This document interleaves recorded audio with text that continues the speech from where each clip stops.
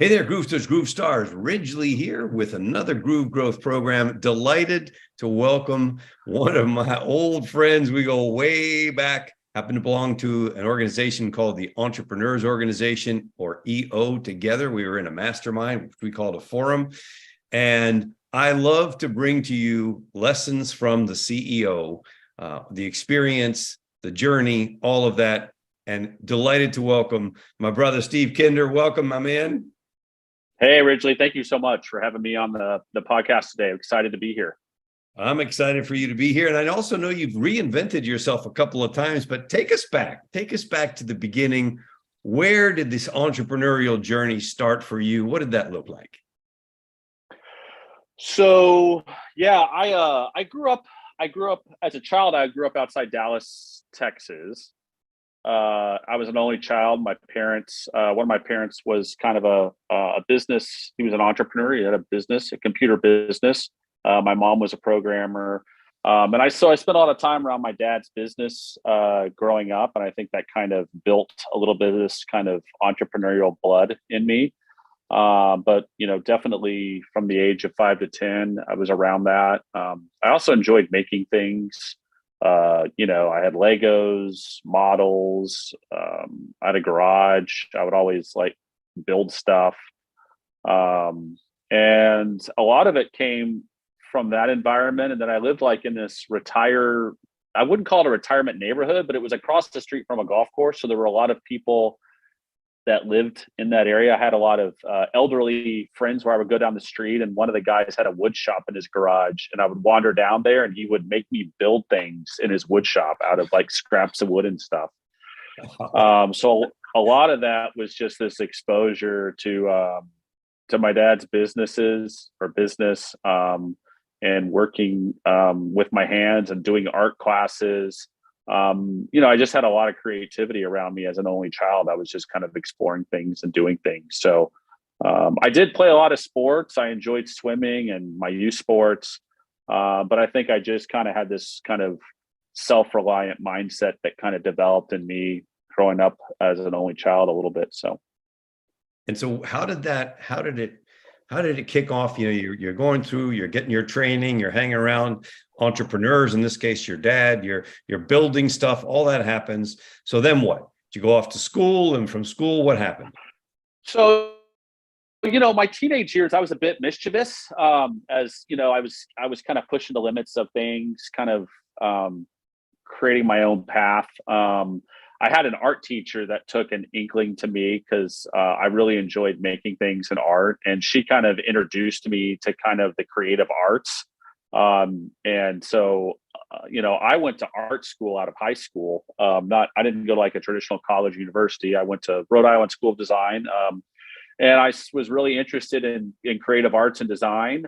So I stumbled into that path. And at college, when I was in college, my freshman year, they do what's called foundation. We do a lot of kind of color theory, art classes, design classes.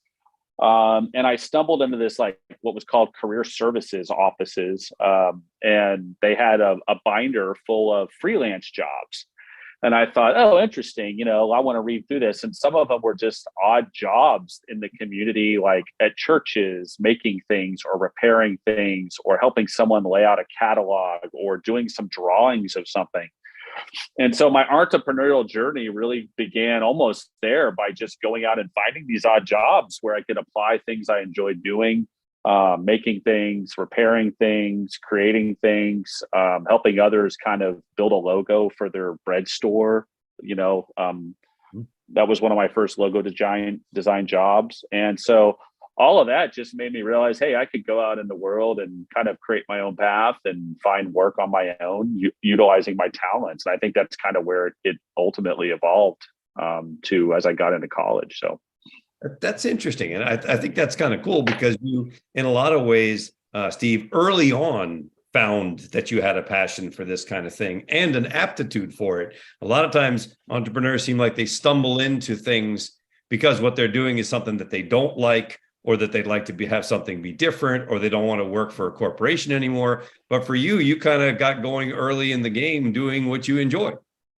Well, yeah, I did, but I did go to work in the corporate world for 7 years out of college. I was doing the freelance stuff, but I did go to the corporate world and work in the corporate world for my through my mid 20s, just because I had a degree in a design profession, industrial design, product design. And I did find my way into the corporate world working at a design consultancy for about 7 years. But it was funny. You mentioned that I was also kind of doing things on the side, and I came across a company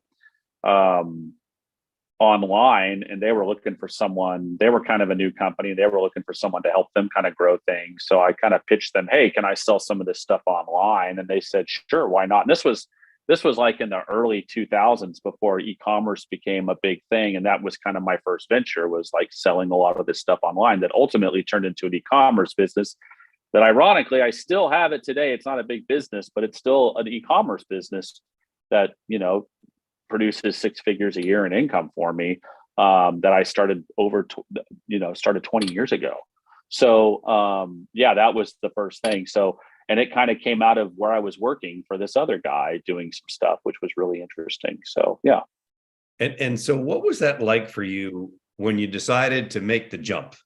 You got the safe situation over here, you're 7 years under your belt, yet it's like, wait a second, I think I need to look at this a little bit differently. What happened there? Yeah. So, I had a really good situation in the sense that I had I was doing stuff I enjoyed. So it wasn't like I hated my daytime job or anything like that.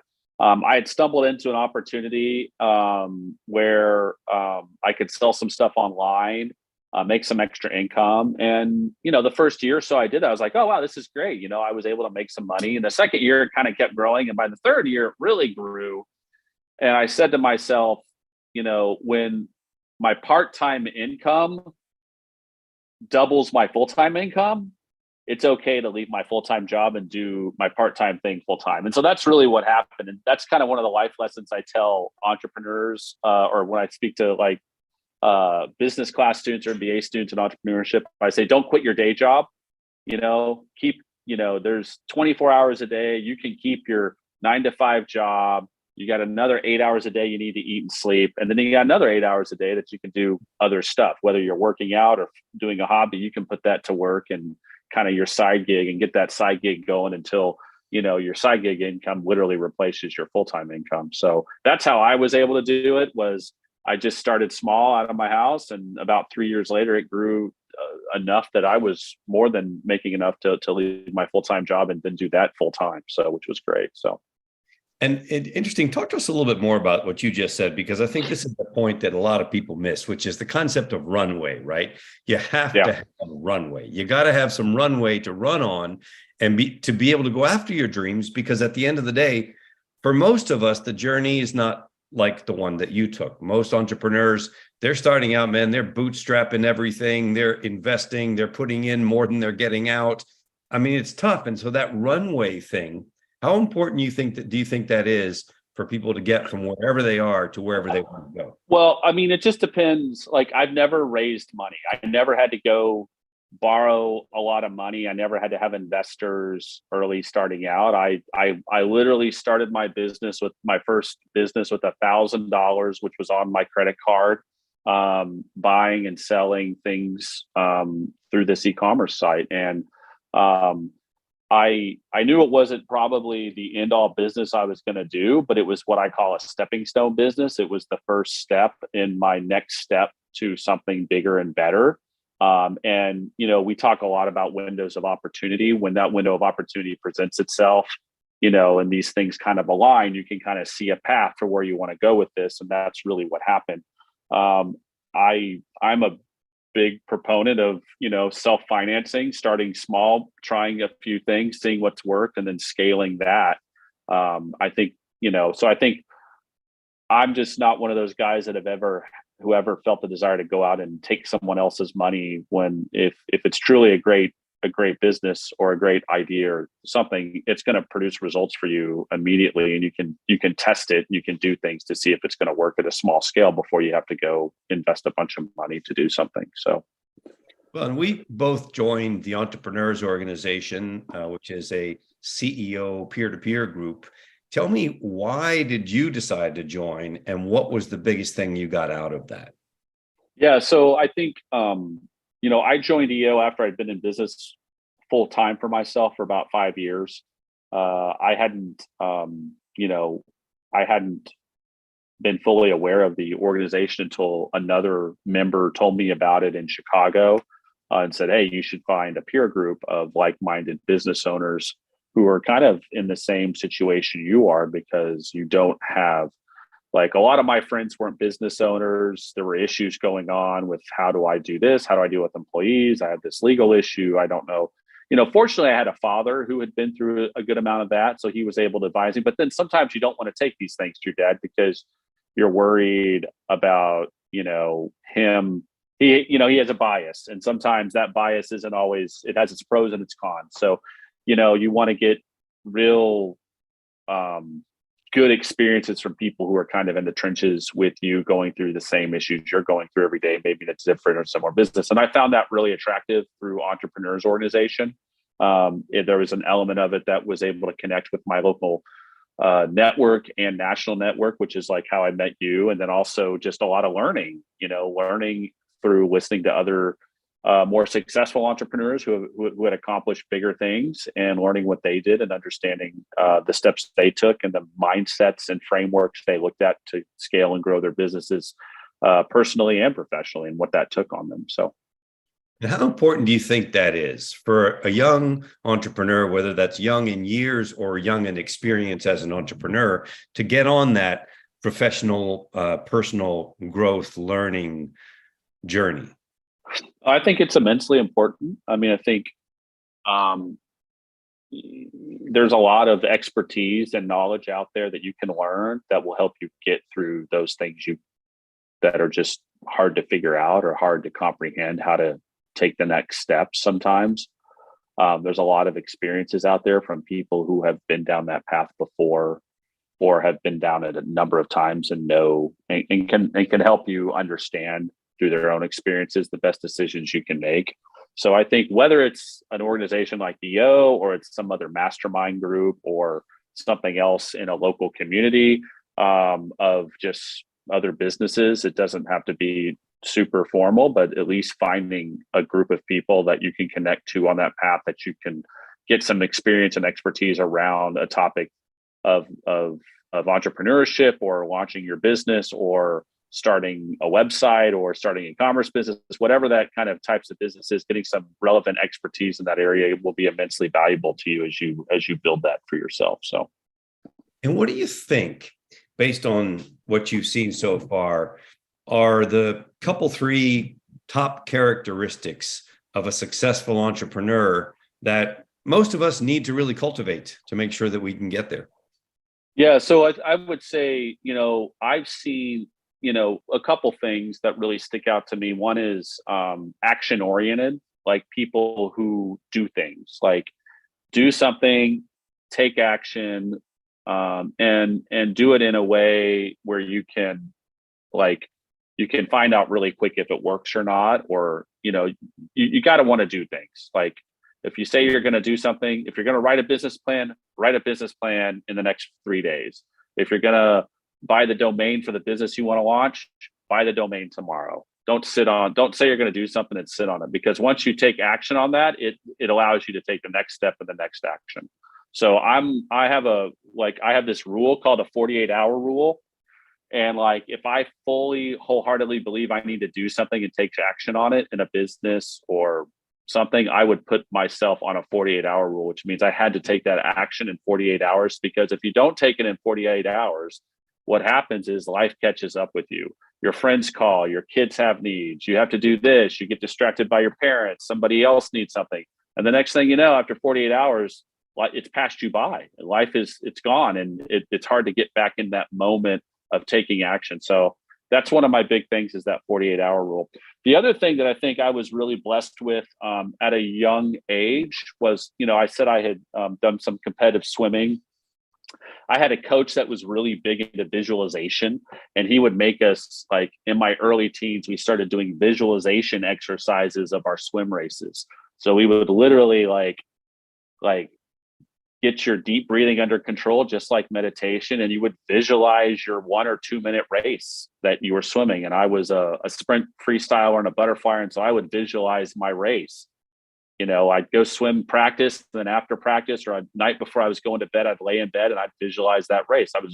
I just got into visualizing things in my mind. And so I think that became a really strong thing too, that I think is a lot of other successful entrepreneurs I talk to have also leveraged visualization, being a visionary, having a vision for where you want to go, what you want to do, and help, certainly getting some clarity in what you can do. And it's training your mind. It's training your mind to see these paths and steps and helping you believe that you can accomplish these things, whether it's, signing your first lease on your office, or finding that big customer, or finishing that big contract, or going after that big client, or making that big sale. Like, visualizing how those things are going to work really does help bring things to fruition, and allows you to kind of see it coming. So, it does take a lot of hard work.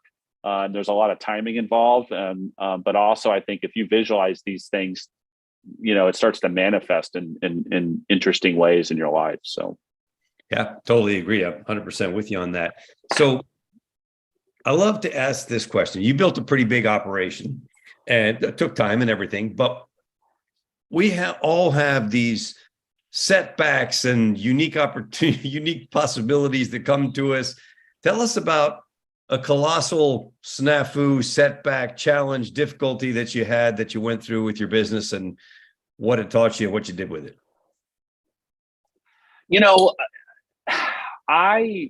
I feel like I have a lot of gratitude and appreciation for everything that's happened to me. And because I kind of frame things that way, like, everything that happens is a learning experience, I can't really reflect back and think, wow, there was just this catastrophic mistake I had that, like, oh God, I wish I could have done that over. I mean, I can certainly look back at, there were some projects where, with international clients, that were like a big project, and they didn't pay their bill and I couldn't track them down because they were from overseas. And once they left the US, I had no recourse to get paid for the work I did with them. So, those are like $10,000 or $15,000 mistakes I made. I only made them once, which was great. And thank God it wasn't a $50,000 error.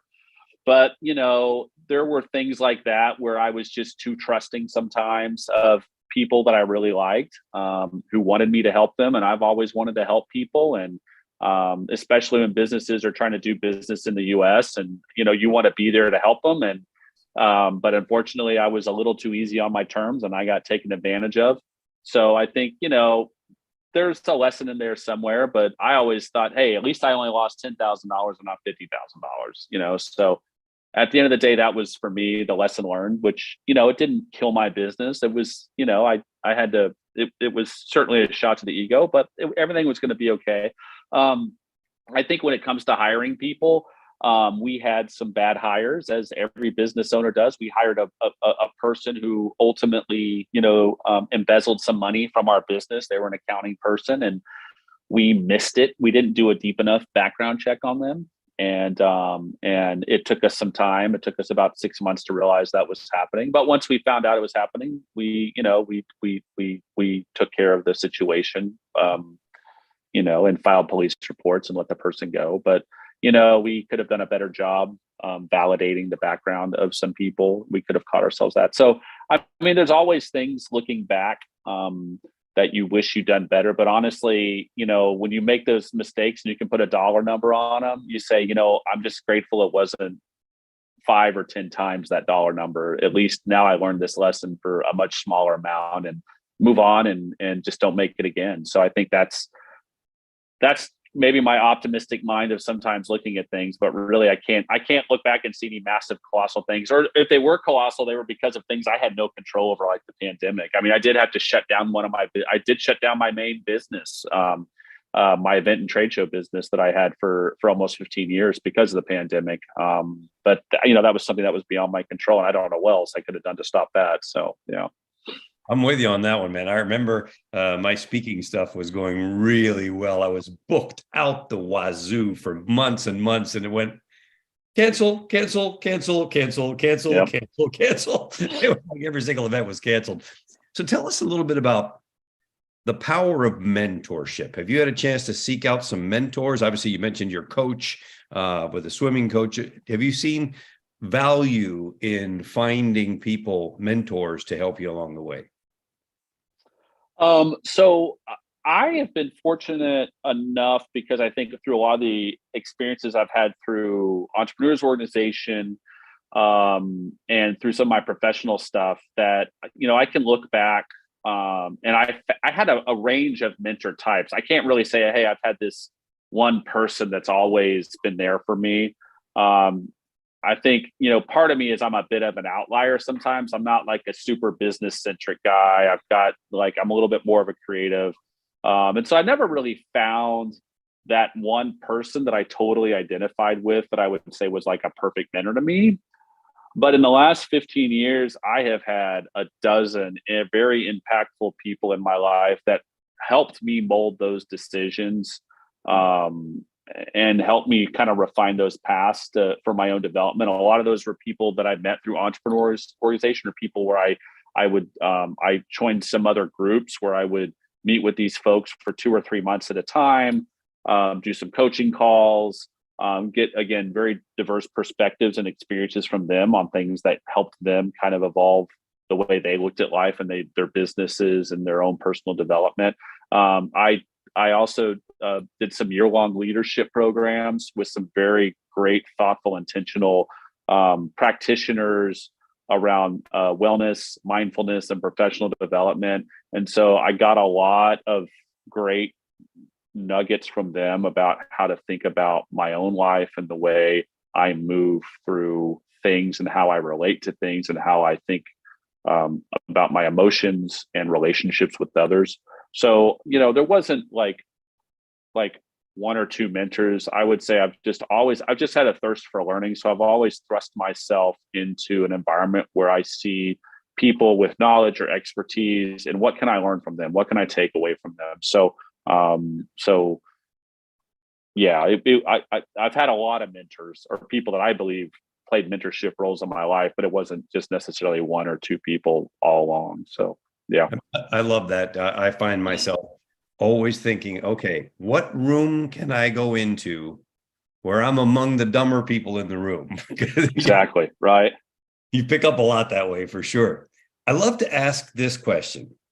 Based on your experience and everything you've been through up until now, if you could hit a time warp and go back 20 years and speak to a younger Steve Kinder of 20 years ago with all that you know now, what would you want to share with young Steve?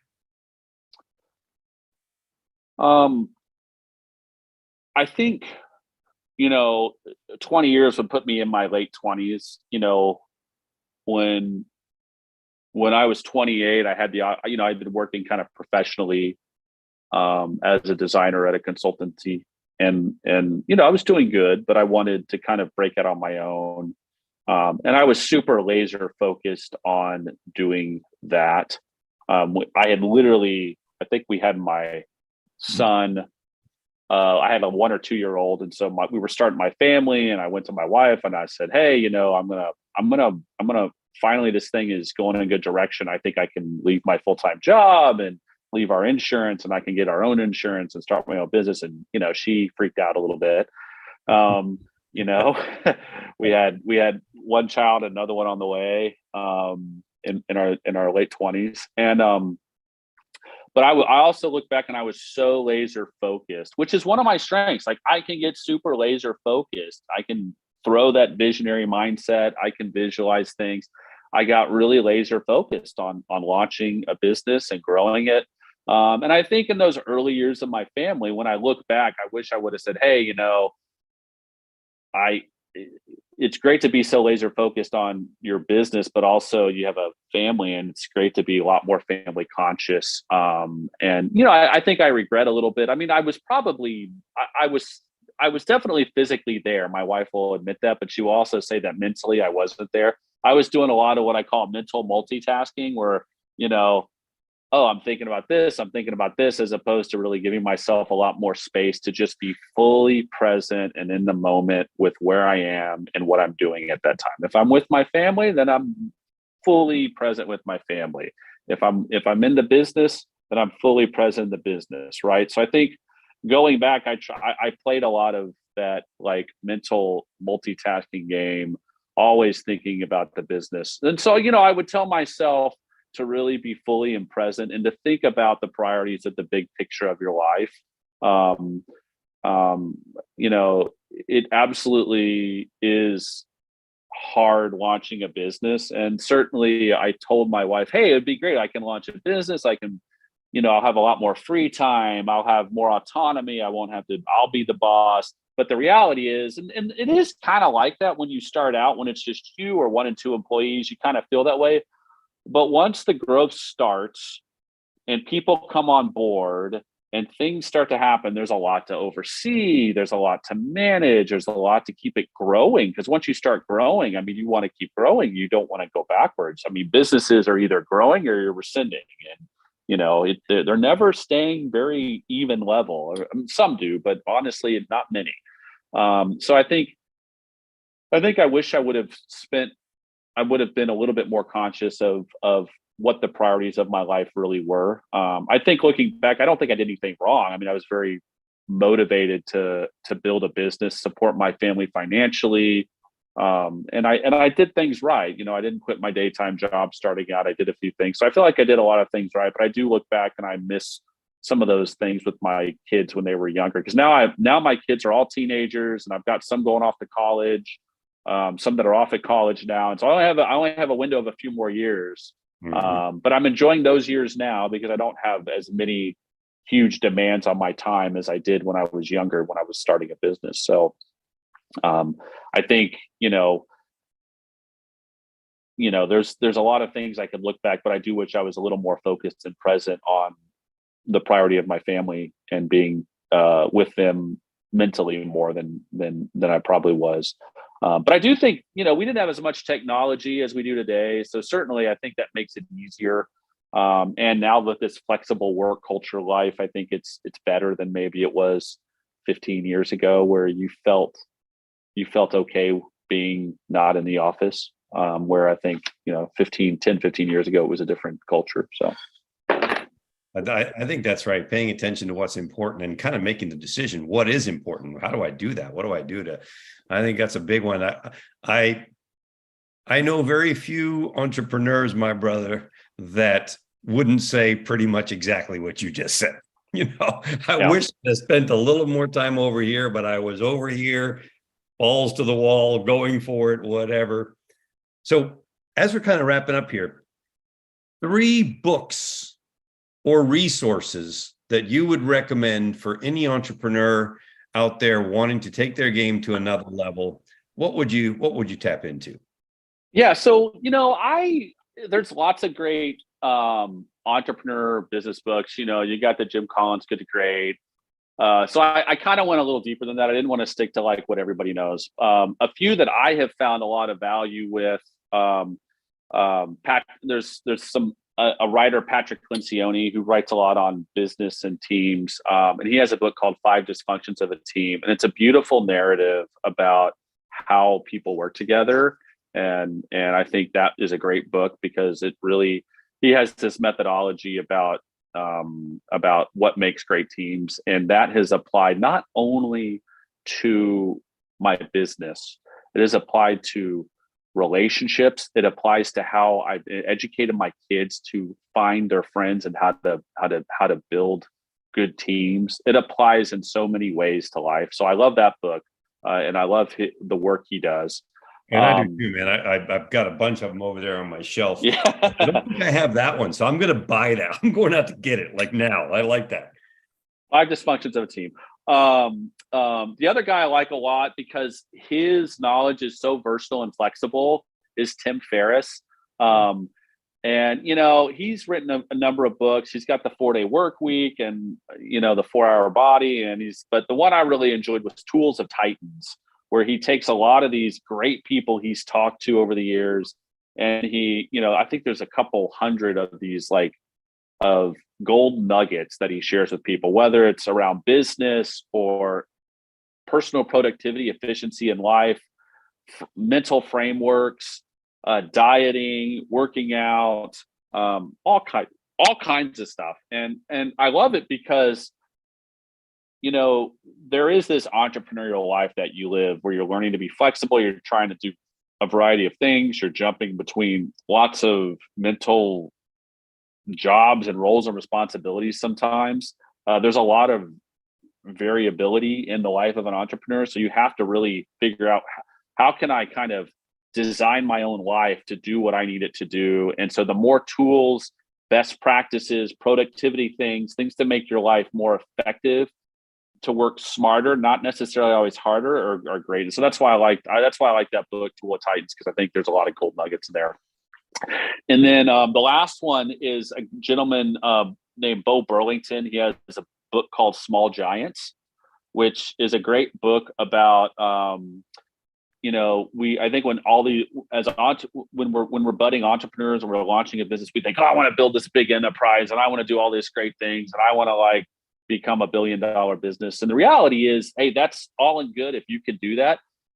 The 99% of us, our lives or the businesses we choose just may not be able to become that. And that's okay. You can build an amazing, beautiful, small business with great people that serves a purpose in the community, that can make money and can build a great life for you and your family and the families that you support.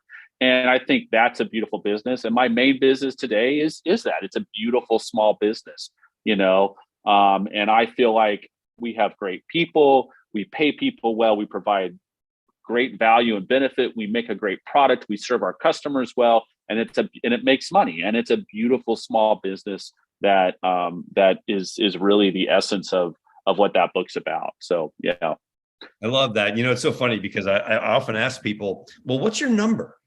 What's your number? What's your number at the number at which you could do what you want to do with who you want to do, whenever you want to do it, wherever you want to do? Do you have any sense? And I find that most people don't. They don't have a number. They don't have the number. Yeah. And yet I couldn't agree with you more. I don't want a $1 billion headache. I want a nice small business that makes money, that takes care of a number of different families, that impacts the community in a loving way. And that's a beautiful thing to me also. I couldn't agree more with you. I love that. Yeah. Well, and it's not that I wouldn't want a business to be a $1 billion business. I just don't. I think you can get tunnel vision. And that's the other thing I've learned a lot in my life is because I am so visionary and I can get laser focused, I can look back and I can be like, man, I was so tunnel vision on what I wanted this thing to be that I missed the beauty of everything going on outside my tunnel vision sometimes. Mm-hmm. And that's the way I look back. And that's just kind of the frame. The last 3 or 4 years, especially since the pandemic, I've been like, hey, the pandemic forced me to really reevaluate how I think about things with having to shut down a business that helped basically build my life. Fortunately, I'd launched a few other businesses. I had real estate investments. I've had other things and mega investments. So, it wasn't the end of my entrepreneurial career. It was just that chapter of my life closed, an early chapter of a business that I started, which was fine. But it also allowed me to really enjoy life and look at a lot of the things that I had been missing about the beauty of when you're not so laser focused, or you don't have tunnel vision on something. There's so many other beautiful things that goes on within a business and your family and the community you build that there's so much to really just be appreciative of and have gratitude around. So, yeah. Yeah, I'm with you. I had one of my mentors used to said to me one day, and I thought this was an interesting comment because he was a 8 or 9 figure guy. And he said to me, I don't have any friends who are billionaires and I don't want any. And I said, well, why is that?